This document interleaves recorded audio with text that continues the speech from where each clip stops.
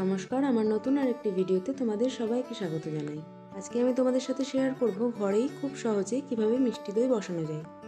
কোনো রকম ঝামেলা ছাড়াই আজকে এই মিষ্টি দই তোমাদেরকে বানিয়ে দেখাবো। তাহলে চলো চটপট দেখে নেওয়া যাক।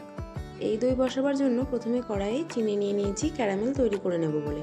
ক্যারামেল তৈরি করে এই দই বানালে কালারটাও বেশ ভালো আসে আর খেতেও খুব সুন্দর হয়। যে পরিমাণে তোমরা মিষ্টি দেবে দইতে সেই পরিমাণে চিনি এখানে নিয়ে নেবে। আমি আমার পরিমাণ মতো এখানে চিনি নিয়ে নিয়েছি। চিনিটা সম্পূর্ণ ব্রাউন হয়ে আসা অবধি এটাকে নাড়তে হবে।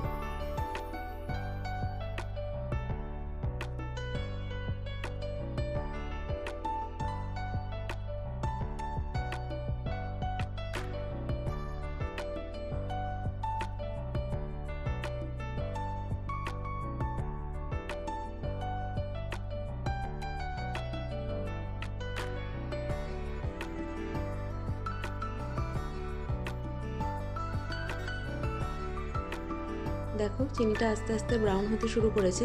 যতক্ষণ না ডিপ ব্রাউন হয়ে আসছে ততক্ষণ এটাকে কন্টিনিউ নাড়তে থাকবো।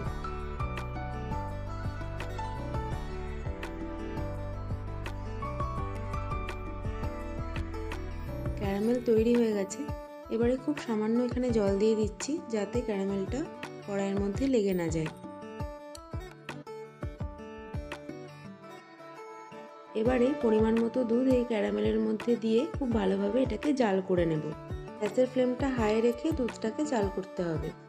দেখো ক্যারামেল দিয়ে দুধটাকে জাল করছি বলে এর কালারটাও আস্তে আস্তে চেঞ্জ হয়ে আসছে।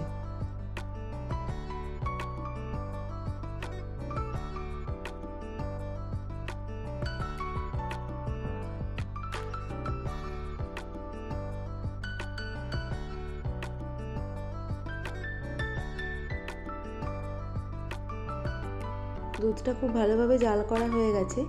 এবারে যে পাত্রে দইটা বসাবো সেই পাত্রের মধ্যে এই দুধটা ঢেলে নিচ্ছি। নেওয়ার পর এটাকে ঠান্ডা হতে দেব। একদম ঠান্ডা হলে কিন্তু চলবে না।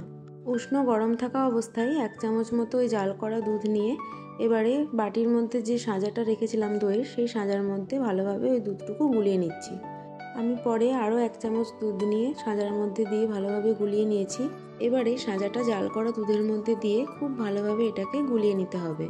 এখন হাঁড়ির ওপর ঢাকনা দিয়ে তার উপরে একটা বড় সসপ্যান চাপা দিয়ে দিচ্ছি। এই মিষ্টি দইটাও সারা রাতের জন্য আমি রেখে দিয়েছিলাম। তারপর সকালবেলাতে এটাকে খুলেছিলাম। দেখো দইটা কি সুন্দরভাবে বসে গেছে। এবারে এটাকে সেট হওয়ার জন্য ফ্রিজে রেখে দেবো। আজকে খুব সহজভাবেই এই মিষ্টি দই বসানোর পদ্ধতি তোমাদের সাথে শেয়ার করলাম।